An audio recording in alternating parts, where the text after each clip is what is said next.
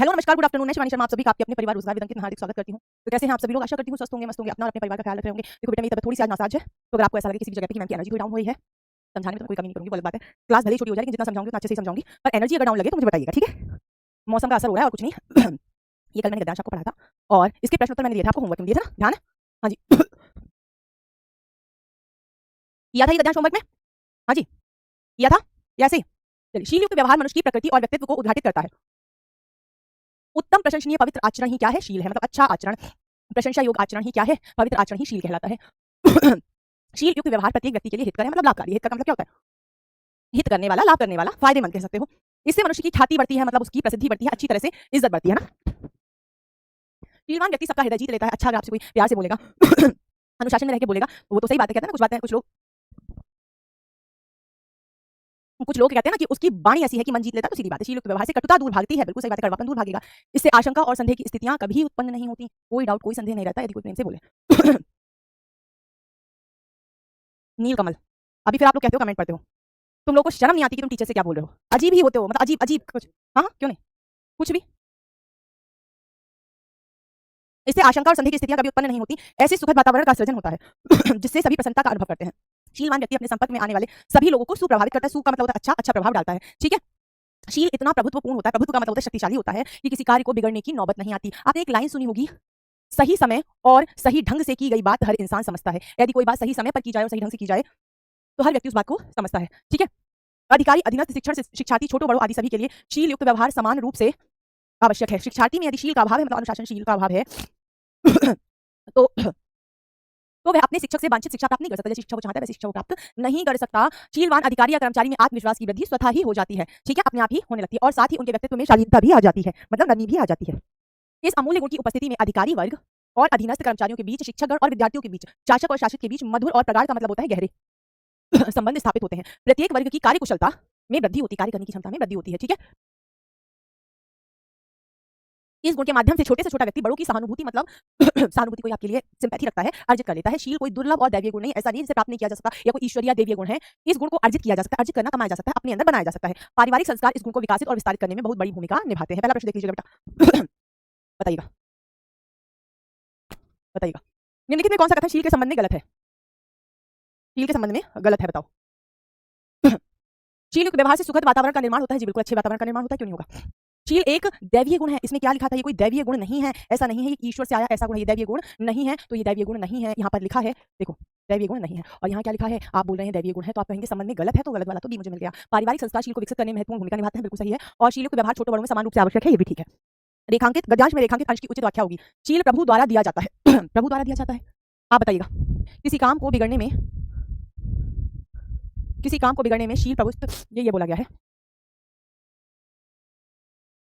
इस वाले क्वेश्चन में पता नहीं चल रहा रेखांकित पद कौन सा है, रेखांकित पद कौन सा है? शील कोई दैविक गुण है, पारिवारिक गुण से विकसित और विस्तारित करते हैं, इसका शील प्रभु द्वारा दिया जाता है, ये तो होगा नहीं। किसी कार्य को बिगड़ने में शील प्रभुत्व स्थापित कर लेता है, जहाँ शील का प्रभुत्व होता है वहाँ कोई काम बिगड़ नहीं पाता। क्या है ये?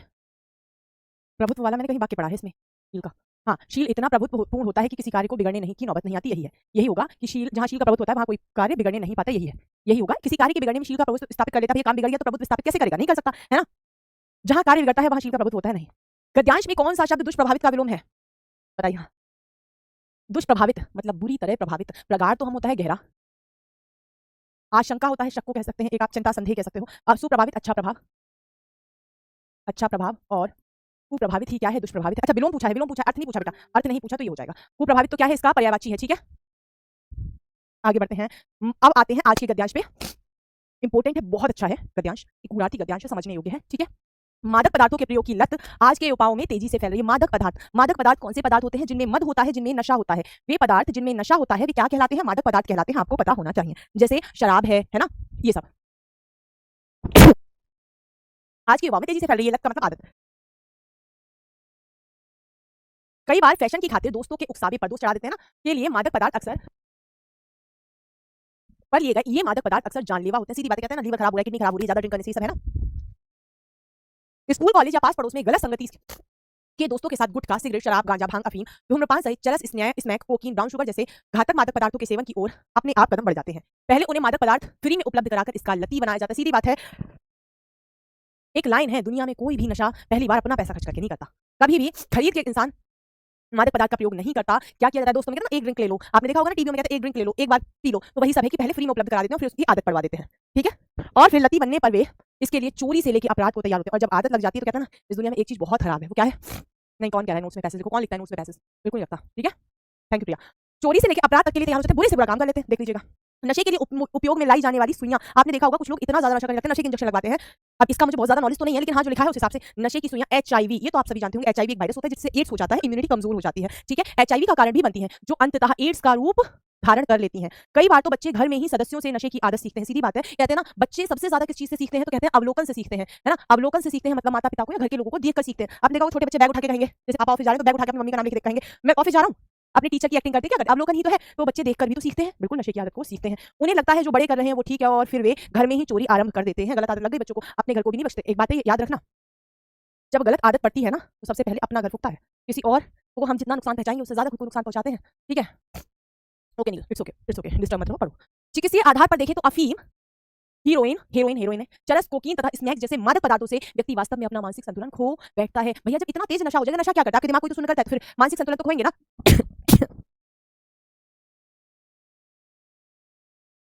एवं पागल तथा सुषुप्तावस्था में हो जाता है। आपने देखा होगा कहीं भी जब इंसान बहुत ज्यादा शराब पी लेता है ना, तो इधर उधर कहीं भी गिर जाता है, रोड पे गिर जाता है, नालियों में गिर जाता है, तो क्या करता है, मानसिक अवस्था खो दी ना, है ना, मानसिक अवस्था पे उसका संतुलन नहीं रहा ना।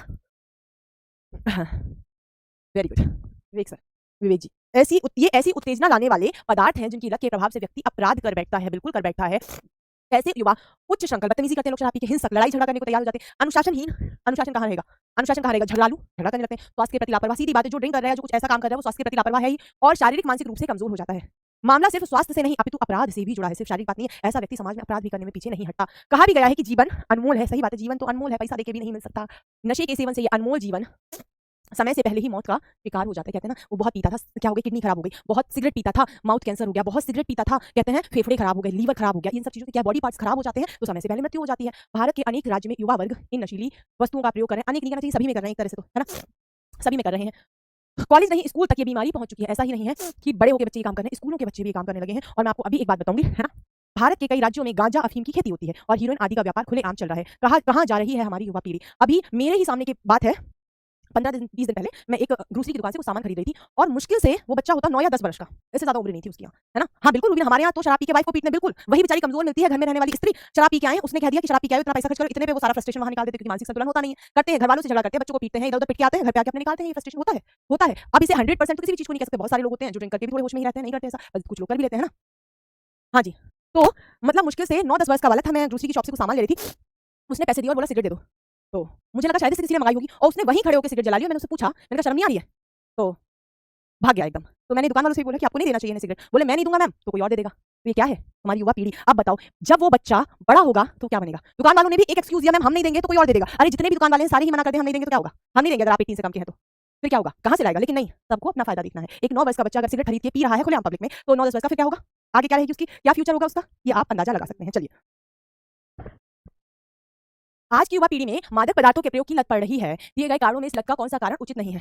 यदा कदा पान सुपारी का सेवन, शुरुआत यदा कदा से ही होती है ना, हम रेगुलर वाले नहीं है, हम कभी कभी लेते हैं वाले हैं, तो शुरुआत यदा कदा से ही होती है। ये तो रीजन है, ये तो रीजन है ना, बताइएगा। परिवार का धनी होना और बच्चों को अनियंत्रित जेब खर्च देना, बताइएगा कौन सा उचित कारण नहीं लगता। परिवार का धनी होना और बहुत ज्यादा जेब खर्च देने में से क्या बच्चा मतलब नशेड़ी बन जाएगा, नहीं। परिवार के धनी होने से और बहुत ज्यादा जेब खर्च देने से बच्चा नशेड़ी नहीं बनता, बिल्कुल नहीं बनेगा। स्कूल कॉलेज के आसपास मादक पदार्थों की उपलब्धता, ये ठीक है, अच्छा वो लगाना था, कौन सा नहीं है, ठीक है, ये तो है बिल्कुल, क्योंकि छोटी उम्र में बच्चों के पास इतना सेंस नहीं होता कि वो सही गलत समझ पाए। उन्होंने मादक पदार्थों की उपलब्धता उन्हें मिलते दिखाई दिए और उन्होंने कभी शौक नहीं कर लिया, तो वो स्टार्ट हो जाते हैं। नशा करने वाले साथियों की संगति सबसे पहले तो यही कराते हैं ना गलत काम। दुनिया में सबसे पहले गलत काम कहां से शुरू होता है, तो साथियों से ही शुरू होता है। चलिए, मादक पदार्थों का सेवन करने वाले युवाओं को किस बीमारी का खतरा है। शारीरिक अक्षमता, शरीर अक्षम हो जाएगा। आपने नशा किया, आप चल रहे हैं, आपका शरीर चल ही नहीं रहा है, आप गिर रहे हैं रोड पे, कभी नाली में गिर रहे हैं, यानी शरीर आपका सक्षम नहीं है आपको लेके चलने का, ये तो नहीं होगा, सॉरी ये तो होगा ही। पागलपन और सुषुप्ति, बिल्कुल दिमाग खराब हो जाता है इंसान का, पागलपन और सुषुप्ति भी होगी। HIV होगा, फिर उसे एड्स हो जाएगा, सीधी बात है, और मानसिक असंतुलन भी हो जाएगा। यदि मैं गद्यांश में देखूं तो मुझे इसमें 3 शब्द दिखाई दिए। आप बोलेंगे देखो HIV हो गया, एड्स का रूप ले लिया, है ना, और यहाँ पर क्या था, पागलपन है, मानसिक संतुलन खोना है, आप कहेंगे सुषुप्तावस्था है, और शारीरिक और मानसिक रूप से कमजोर हो रहे हैं। और शारीरिक रूप से कमजोर हो रहे हैं तो कमजोरी एक अक्षमता ही तो है, जब कमजोर होंगे तो उस हिसाब से काम नहीं कर पाएंगे, तो सीधी बात है ये सभी इसमें हो जाएगा, ये सभी हो जाएगा। चारों ये दिया कोड दिया ना, सही कौन सा होगा, चारों सही हो, ठीक है। ठीक है, चलिए आगे बढ़ते हैं। आपकी दृष्टि में, अब ये आपके ऊपर है, मादक द्रव्यों का सेवन करने के लिए बच्चों में सबसे ज्यादा जिम्मेदार कौन है? अब मैं आपसे पूछ रही हूँ, ये क्वेश्चन है नंबर, बता दिया ना, 4 का आंसर, 4 का आंसर नहीं लगाया मैंने क्या? लिखा तो है 4 का आंसर, ये हो तो गया परिवार का धनी। बताइएगा, आपकी दृष्टि में मादक द्रव्यों का सेवन करने के लिए बच्चों को सबसे ज्यादा जिम्मेदार कौन है, बताना। हाँ जी बेटा, उसे ही टॉर्चर होता है सारा, सीधी बात है, वही झेलता है ना, ये तो सत्य है, यही तो सच है। बताओ, अपनी दृष्टि बताओ, सबसे ज्यादा जिम्मेदार कौन है? क्योंकि थोड़े थोड़े जिम्मेदार सब हैं इसमें, थोड़े थोड़े जिम्मेदार तो सभी हैं। आप बताएं, राज्य पुलिस, बच्चों के माँ बाप, बच्चों के मित्र, या राज्य सरकार? देखो बेटा, सबसे ज्यादा असर दुनिया में कोई भी माँ बाप, मैं ये मानती हूँ कि माँ बाप की जिम्मेदारी होती है, उन्हें ध्यान रखना चाहिए उनके बच्चे क्या कर रहे हैं क्या नहीं कर रहे हैं, पर दुनिया के कोई भी माँ बाप अपने बच्चों को बनाते तो है नहीं, है ना। सबसे ज्यादा दोषी देखो राज्य सरकार, आप कहेंगे क्या है कि उपलब्ध हो रहे हैं, तो ये भी हो सकता है। पुलिस का इसमें कोई ऐसा लेना देना नहीं, पुलिस की तो कोई बात ही नहीं है। बच्चों के माता पिता, बेटा बच्चे जब घर में होते हैं ना, सीख लेते हैं घर से, पर उतना नहीं, सबसे ज्यादा सीखता है बच्चा मित्रों से। कहते हैं संगति का असर होता है, संगति का असर होता है, सबसे ज्यादा असर संगति का होता है। ये सारे फैक्टर यहाँ पे आ जाएंगे, लेकिन सबसे ज्यादा क्या है? मित्र। और सरकार भी नहीं होगी, सरकार क्योंकि मादक पदार्थों की उपलब्धता कराना, आप कहें सरकार तो बैन नहीं लगा सकती, सरकार देखो मांगेंगे तो थोड़ा कंट्रोल हो सकता है। अब यही है ना कि कंट्रोल तो हो सकता है, लेकिन उसके विचार तो हमसे नहीं पूछा। अगर हम देखेंगे सबसे ज्यादा इसमें तो मित्रों का या संगति का ही असर सबसे ज्यादा है, ठीक है। नहीं, आप इसमें अपने आप मत लगाओ, पैराग्राफ के हिसाब से सबसे ज्यादा क्या दिया गया है बेटा? दोस्तों के उकसावे के लिए, स्कूल गलत संगति के लिए, ठीक है। फ्री में उपलब्ध कराकर लती माँ बाप फ्री में उपलब्ध तो नहीं कराएंगे ना, राज्य सरकार फ्री में उपलब्ध कराएगी, संगति वाले ही फ्री में उपलब्ध कराएंगे। तो सीधी बात है, सबसे ज्यादा असर किसका हो रहा है? मित्रों का ही हो रहा है, ठीक है ना। हाँ, क्लियर है। चलिए,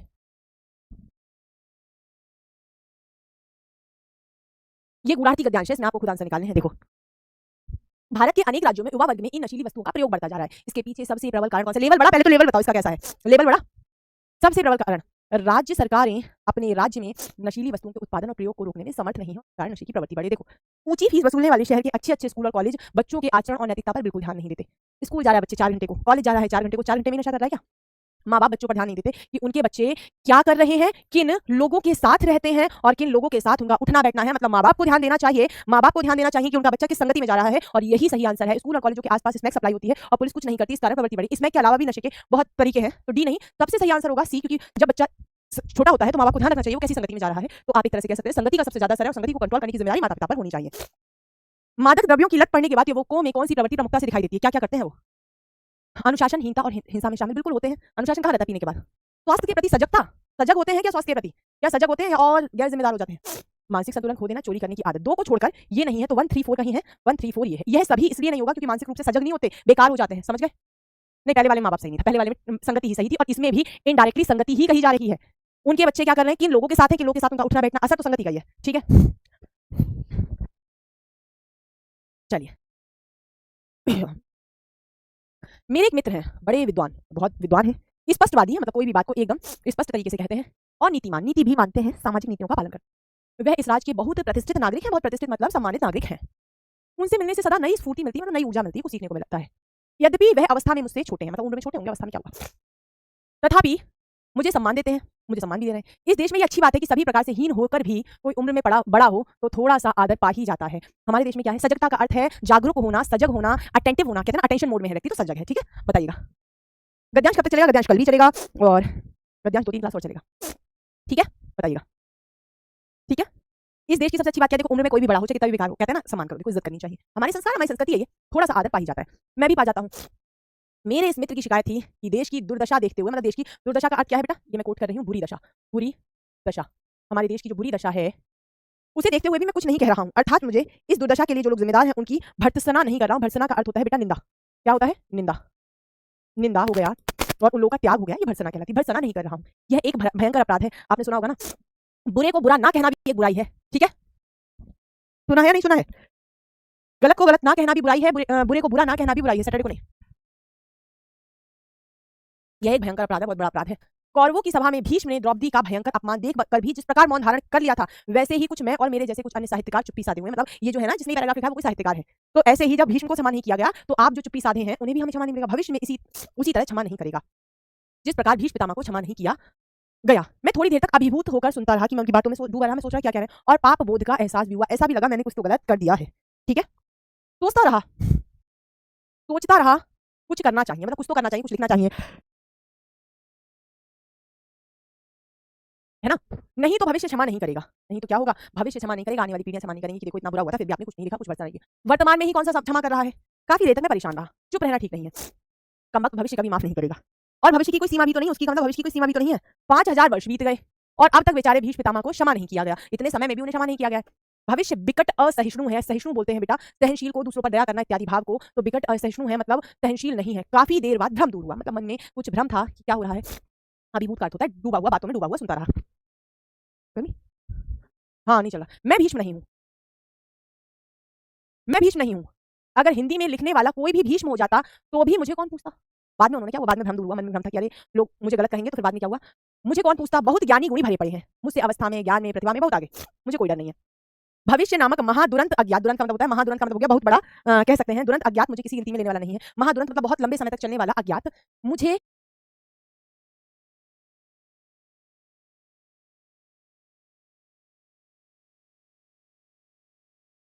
दुरंत का मतलब होता है बहुत दूर तक जिसका अंत नहीं है, ठीक है। अज्ञात मुझे किसी गिनती में लेने वाला नहीं है, भविष्य मुझे कहीं याद रखने वाला नहीं है। डरना हो तो वे लोग डरे जिनकी गिनती हो सकती है। तुम क्यों घबराते हो मनसाराम, तुम तो ना 3 में ना 13 में, मतलब किसी गिनती में नहीं हो। बड़ी राहत मिली यथार्थ बोल से कि मेरे लिए भविष्य कुछ नहीं कहेगा, मैं कुछ नहीं हूं, है ना। हाँ जी, बस ऐसे ही चल रहा है। ना 3 में ना 13 में मुहावरे का कौन सा अर्थ है, धोखे में रहना नहीं, बहुत महत्वपूर्ण होना नहीं, धैर्यपूर्वक सोचना नहीं, किसी भी गिनती में ना आना। डी ऑप्शन बिल्कुल सही हो जाएगा। क्लियर है। भर्त्सना का तात्पर्य क्या है, अपमान, चुगली, विरोध, निंदा और तिरस्कार। जो गलत हो रहा है उसकी निंदा करो और जो गलत व्यक्ति है उसका तिरस्कार करो, यही है। लेखक की परेशानी का क्या कारण था, लेखक और उनके जैसे साहित्यकार को भविष्य कभी क्षमा नहीं करेगा, जैसे भीष्म को आज तक क्षमा नहीं किया। ये उनकी परेशानी का कारण था। लेखक के मित्र ने शिकायत की और उन्होंने बताया कि देश की दुर्दशा देखते हुए भी वे कुछ नहीं कर रहे हैं। लेखक ने सोचा उनसे अवस्था में, ज्ञान में, प्रतिभा में बहुत गुणी आगे बढ़े पड़े हैं, भविष्य विकट अहिष्णु है, भविष्य की कोई सीमा नहीं होती। परेशानी का क्या कारण था, देखो थोड़ी देर अभिभूत होकर सुनता रहा, पाप बोध होता रहा, यह एक अच्छी बात है सभी के प्रति होना। मेरे मित्र को मुझसे शिकायत थी कि देश की दुर्दशा देखते हुए भी मैं जिम्मेदार हूं। आप देखो यहाँ क्या आएगा, मैं काफी देर परेशान रहा, किस बात से, चुप रहना ठीक नहीं है, कम वक्त भविष्य कभी माफ नहीं करेगा, कोई सीमा भी तो नहीं है, 5000 वर्ष बीते अब तक बेचारे भीष्म पितामह को क्षमा नहीं किया। तो लेखक की परेशानी क्या है, लेखक के मित्र ने शिकायत की नहीं, ये परेशानी नहीं थी, ये भी परेशानी नहीं थी, भविष्य विकट असहिष्णु है, यही परेशानी थी। उन्होंने क्या कहा, मैं ठीक रहा, कम वक्त भविष्य कभी माफ नहीं करेगा, उसकी कोई सीमा भी तो नहीं है, भविष्य विकट असहिष्णु है। आप कहेंगे मैम यही हो जाएगा सही आंसर।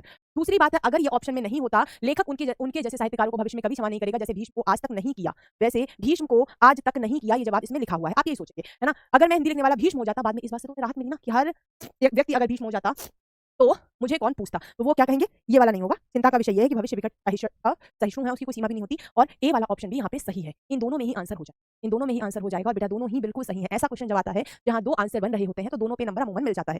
ज्यादा सही अगर आप देखेंगे, ज्यादा सही आप देखेंगे तो आप कहेंगे मैम जब पहला आंसर सही होता है तो हम दूसरे को उस समय नहीं लगाते, तो इसको आप सेकेंडरी रख सकते हैं, क्योंकि ए ऑप्शन पहले आता है, ए को सही कर देते हैं। ठीक कर दिया, ठीक किया आपने, ठीक है। नेक्स्ट देख लो, भीष्म पितामह को क्षमा क्यों नहीं किया गया, भीष्म ने द्रौपदी का भयंकर अपमान देखकर भी मौन धारण किया था, यही जवाब है, ये भी नहीं और होगा ही नहीं। क्या था, कौरवों की सभा में भीष्म ने द्रौपदी का भयंकर अपमान देखकर भी जिस प्रकार मौन धारण किया था, तो मतलब क्या किया था, मौन धारण कर रखा था। लेखक किस यथार्थ बोध से राहत मिली, लेखक को किस यथार्थ बोध से राहत मिली, क्या सच्चाई से राहत मिली, लेखक के अभिभूत होकर सुनते रहने से मन में पाप बोध का एहसास होने से राहत मिली, इससे नहीं मिली थी। लेखक के मित्र ने जो शिकायत की वह सही नहीं थी, ये भी नहीं। लेखक के मित्र उनसे अवस्था में छोटे थे, वे लेखक का सम्मान करते थे, नहीं। लेखक भीष्म नहीं थे और उनसे अवस्था में, ज्ञान में, प्रतिभा में बहुत आगे, बहुत से गुणी ज्ञानी भरे पड़े हैं। उन्हें भविष्य नामक महादुरंत से डरना चाहिए, नहीं डरना चाहिए, इस बात से उन्हें राहत मिली। दुरंत जंतु से डरना नहीं चाहिए, यहाँ बेटा नहीं लगा लेना, ये पेपर में भी टाइपिंग मिस्टेक आई थी, पर यहाँ नहीं होगा, डरना नहीं चाहिए, नहीं डरना चाहिए। ठीक है, आगे बढ़ जाते हैं, ये है आपका होमवर्क, प्लीज इसे कर लेना, ये आपका होमवर्क है। तबियत मेरी खराब हो रही है, मैं क्लास को यही एंड करती हूँ। ठीक है, इसे कर लेना, आपको ये पीडीएफ में मिल जाएगा, महात्मा गांधी के बारे में छोटा गद्यांश है, आप कर लोगे, मुझे पता है, एक ही पेज का गद्यांश है, प्लीज कर लेना। ठीक है, और मैं ज्यादा रही, अभी मुझे लगता है मुझे तुरंत ही दवाई लेना चाहिए। मैं मिलती हूँ आपसे कल दोपहर 3 बजे, तब तक के लिए अपना और अपने परिवार का ख्याल रखें। Thank you so much, have a good day, bye.